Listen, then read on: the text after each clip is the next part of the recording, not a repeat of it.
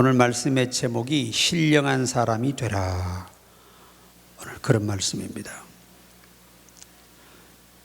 고린도전서는 사도 바울이 당시에 이 고린도 지역의 사람들이 지혜와 철학을 매우 중요하게 생각하고 성경 위에 이 지식을 두고 살아가는 그들을 향해서 오늘 사도 바울을 통해 주께서 보낸 편지입니다. 편지. 이 당시 고린도라는 도시는 이 헬라 철학 그리고 수사학이 발달한 학구적인 도시였어요.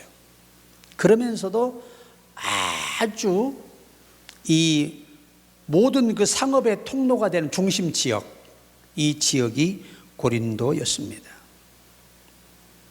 그러니까 이 고린도 교회의 문제가 뭐냐면 자기들이 이 배운 당시의 그 철학, 헬라 철학 그리고 수사학 이거를 성경 위에다 두는 거예요. 이 학문에 비춰 성경이 낫다. 이런 위기 속에 살고 있었어요. 그때 주께서 바울을 통해 그들에게 보낸 편지는 나는 너희들에게 가르치는 것이 사람의 말이 아니다. 성령이 내게 말한 것을 내가 오늘 편지로 보낸 것이다. 이것은 곧 하나님의 명령이다. 그것을 강조하고 있습니다. 사도 바울은 복음이 사람의 지혜로운 말로 전해지는 것이 아니라는 겁니다. 하나님의 능력과 성령의 역사로 깨달아지고 믿어지는 것을 확신 있게 강조하는 말씀을 본문입니다. 자, 우리가 한 절에서 한 내용을 좀 나누어 보면 첫째는 사람의 지혜로 가르친 말로 아니하고, 이 말씀의 표현은 인간 중심적 사고를 매우 심각하게 경계를 하는 말씀이에요. 심각하게. 우리가 사람의 지혜 그러면 경험, 논리, 철학, 여러 학문들이 있습니다. 또 가르친 말 그러면 수사학적 기교, 설득력 있는 언변, 근데 바울은 이것들이 다 쓸모없다고 말하는 거예요. 우리 영혼을 살리는 데는 쓸모없는 지식이라는 것입니다. 복음의 본질을 드러낼 수 없는 아주 위험한 세상의 지식임을 말씀하고 있습니다. 즉 십자가는 인간의 이성으로 이해할 수가 없다는 겁니다. 이성으로 이해가 안 되죠. 죄를 지은 사람이 죄를 받아야지, 죄도 안 지은 사람이 죄 있는 사람을 위해 죽는다는 거, 십자가에 달린다는 거, 일반 이성으로 이해할 수 없습니다. 은혜는 논리적으로 설명할 수 없는 것이다. 사람의 지혜로운 말로 설명할 수 있는 내용이 아니라는 거예요.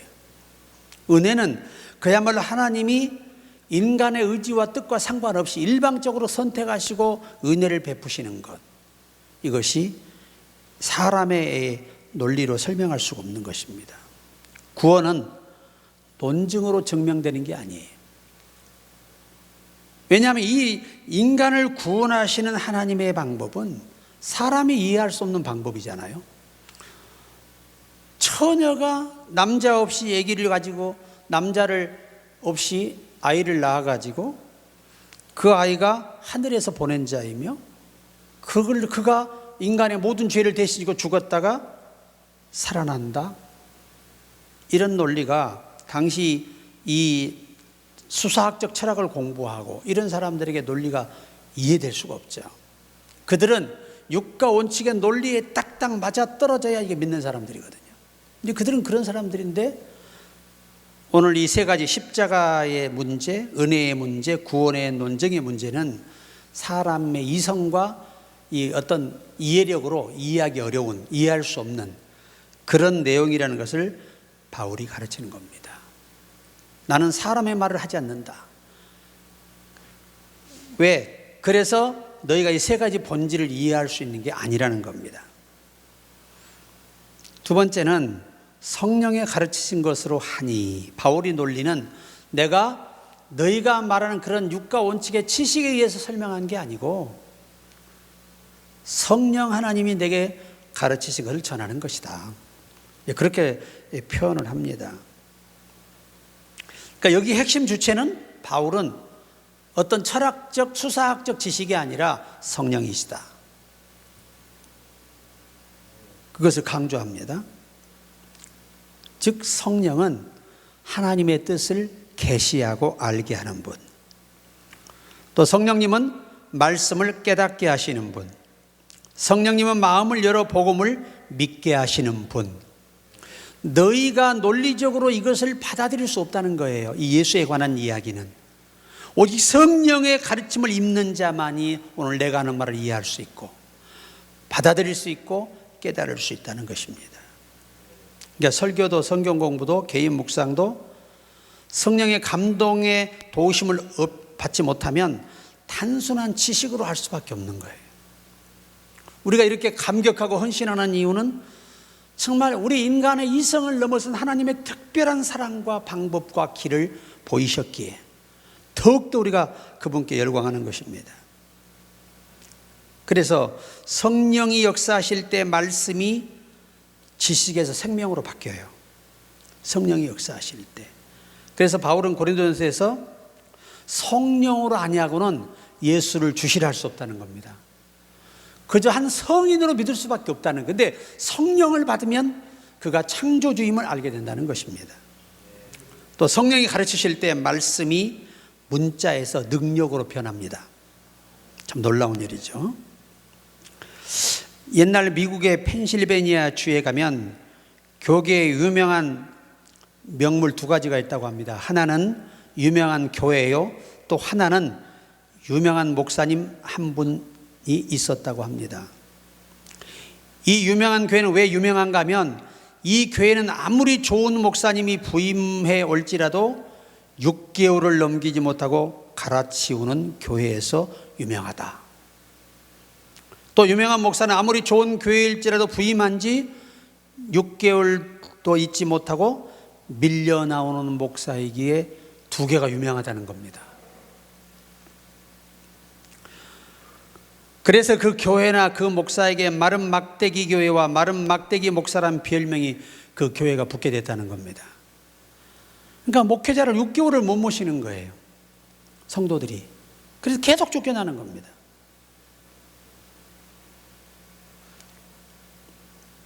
그런데 목사가 교회를 맡지 못하고 있으니 답답하여 견딜 수가 없는 가운데 감리교회 목사인 그 한 목사님이 그 교회에 또 파송이 돼요.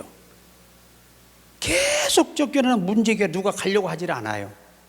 그런데 감리교는 이게 미국은 명령제거든요. 바로 발령을 내보내는 거예요. 월급도 다 총회에서 주고. 그래서 이 감리사에게 이 한 목사님이 부탁을 해요. 제가 한번 그 교회를 가서 한번 목양을 해보겠습니다. 그래서 아주 이 감리사가 굉장히 고민하다가 허락을 해줘요. 왜? 어차피 가봤자 6개월 못 버티면 나올 건데 뭐 가려고 그러냐. 다른 교회를 찾자. 끝까지 이 목사님이 그 교회로 가겠다는 겁니다. 그래서 간신히 파송받아서 이 막대기 교회로 이분이 부임한 거예요. 왜? 막대기 교회에 꽉 말라 비틀어 있다는 게 교회야. 교인들이.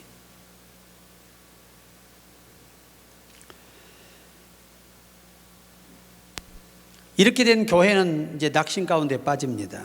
그러나 이 목사는 이제 다시 실패하는 날이면 안 되겠다는 마음이 생겨서 몸에 달아요. 막 머리 달달 타오릅니다. 그는 부임하기 3일 전에 산에 올라가서 열심히 기도하여 성령의 불을 조금 체험을 해요. 그 후에 예정한 날에 부임하여 교회에 나가 설교를 했더니 생각 밖에 성도들의 호응이 일어난 거예요. 생각 밖에. 할렐루야. 목사님은 예배가 끝나자마자 줄곧 산에 올라가서 간절히 기도를 했습니다. 오 주여, 막대기 목사가 또 왔습니다. 능력을 주시옵소서 하고 열심히 기도했더니 이번에는 정말 성령이 뜨겁게 그 교인들에게 임한 거예요. 그때 그 막대기 교회 감리사가 막대기 목사를 소개해 놓고는 걱정이 돼서 밤 예배를 못 드리고 다른 목사님께 교회를 맡기고 오늘 이 막대기 교회를 밤에 찾아온 거예요. 그런데 교회 가까이 오자마자 예상했던 대로 막 소리가 나고 요란하고 싸우는 것처럼 아주 왁작지껄하고 난리가 난 겁니다. 그 마음이 덜컹한 거죠. 아이고, 이제 올 것이 왔구나. 야, 벌써 싸움질하는 소리가 들리는구나 하고 달려가서 교회 문을 열어보니까 성도들이 통성기도 하고 있는 거예요. 통성기도. 그래 이 감리사가 막대기 목사님께 물었습니다. 이 일이 어찌 된 일입니까? 그러니까 그 감리사님, 마른 막대기가 불이 붙었으니 얼마나 잘 타겠습니까? 그래서 이 펜실베니아 주에서 이 교회가 아주 능력 있는 교회, 유명한 교회가 됐어요.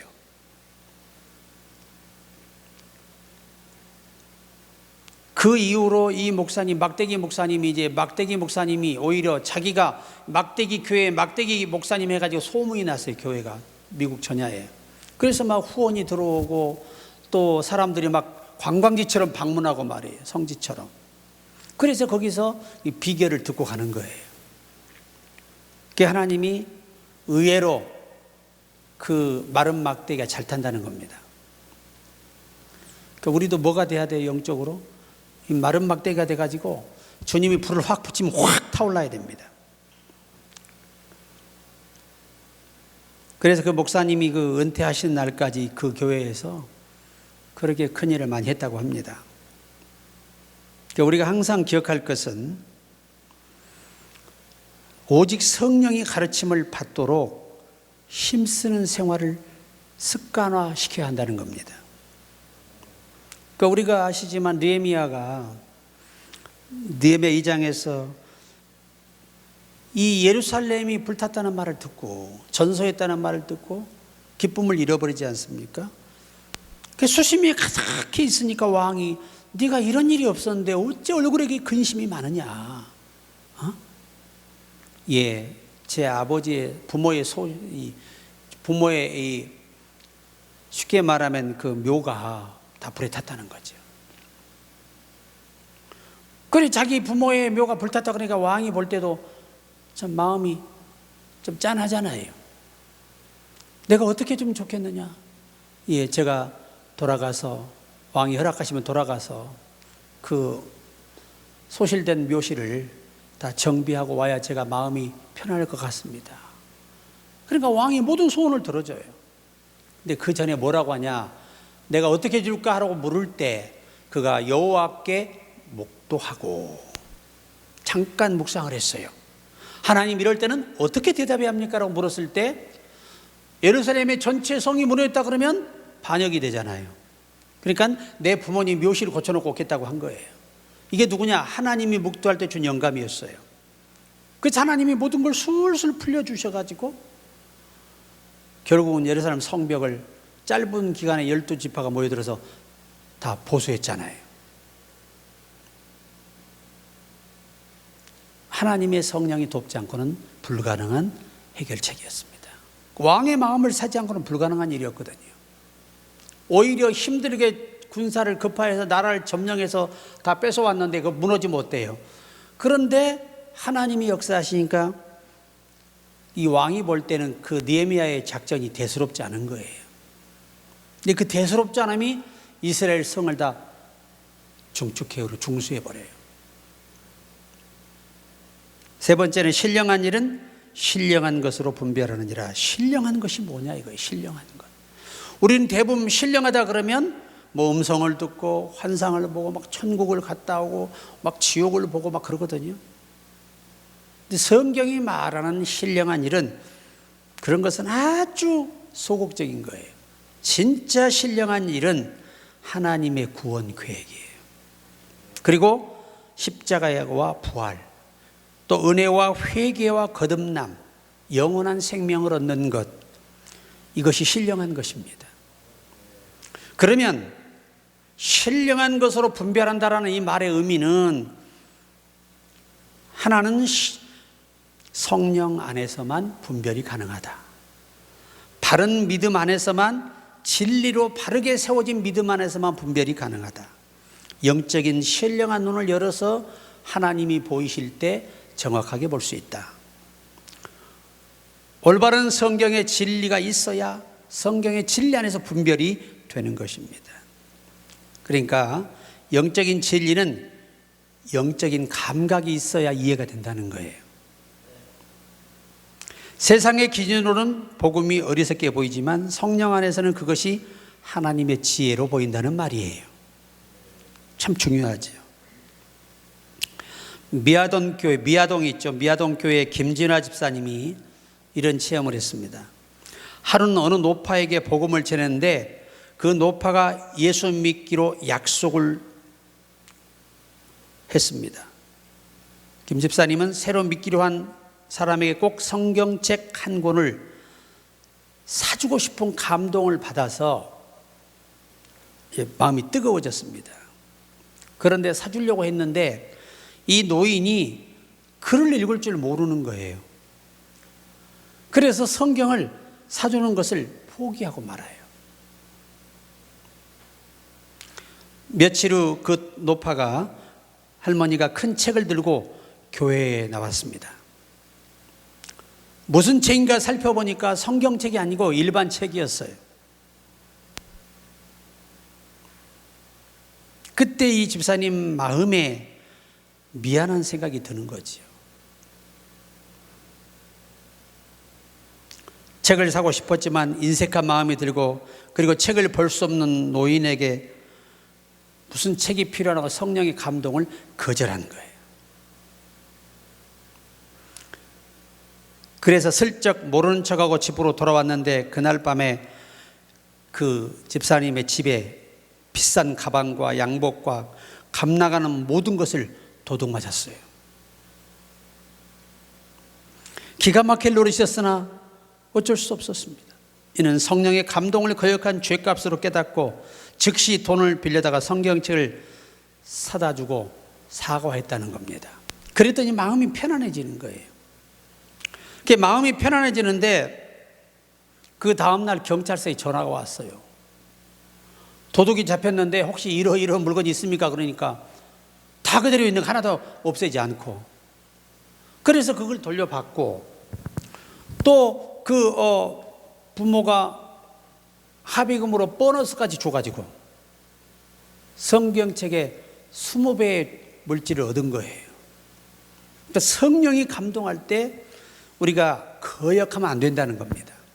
신령한 사람들은 그런 분별력이 있어야 한다는 거죠. 우리가 아나니아 삽비라와 성령의 감동을 아나니아가 거역했기 때문에 징계가 죽음이에요. 죽음. 목숨을 걷어가 버렸잖아요. 자, 오늘 제가 세 가지를 말씀드렸습니다. 사람의 지혜, 오직 성령으로. 신령한 일은 신령해야 분별한다. 영적인 일은 영에 속한 사람이라야 받아들이고 이해하고 믿을 수 있다는 이 중요한 진리를 오늘 바울이 고린도 교인들에게 전해준 것입니다. 꼭 기억하십시오. 신령한 일은 환상, 음성, 천사를 보고 천국 지옥을 보는 건 체험이에요. 체험. 진정한 신령한 일은 하나님의 구원 계획, 그리고 십자가와 부활, 또 하나님의 은혜, 진실한 회개, 거듭남의 변화, 영원한 생명, 이런 것들이 신령한 일이에요. 신령한 일. 자, 결론입니다. 오늘 우리는 복음은 똑똑한 사람이 더 잘 이해하는 진리가 아니라는 거예요. 그들이 학구파라고 해서 그들이 이해할 수 있는 게 아니라는 겁니다.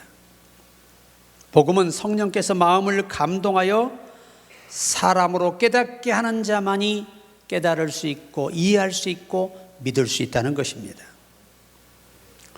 오늘도 우리는 내 생각과 내 이론을 다 내려놔야 돼요. 그리고 성령의 가르침을 사모해야 합니다. 항상 성경을 피시고 성령님 오늘 제가 말씀을 대합니다. 저를 이 말씀 안으로 인도하셔서 하나님의 말씀을 하나님의 말씀으로 이해하게 해주시고 하나님의 의도를 깨닫도록 도와주시고 절대 사탄에게 속지 않도록 어둠의 영들로부터 나를 지켜주소서. 이런 기도가 필요하죠. 신령한 것은 신령한 일을 분별할 수밖에 없습니다. 성령의 사람만이 육에 속한 것과 영에 속한 것을 구분할 수 있다는 것입니다. 그리고 사탄의 일과 하나님의 일을 구별할 수 있다는 겁니다. 그래서 우리 모두 이 정도까지 성장이 되면 우리는 믿음의 길을 충분히 갈 수가 있습니다. 그래서 오늘 또 하루 또 승리하고 내일 또 우리 성탄절에 큰 영광을 돌리는 우리 모두가 되기를 주의 이름으로 축원합니다.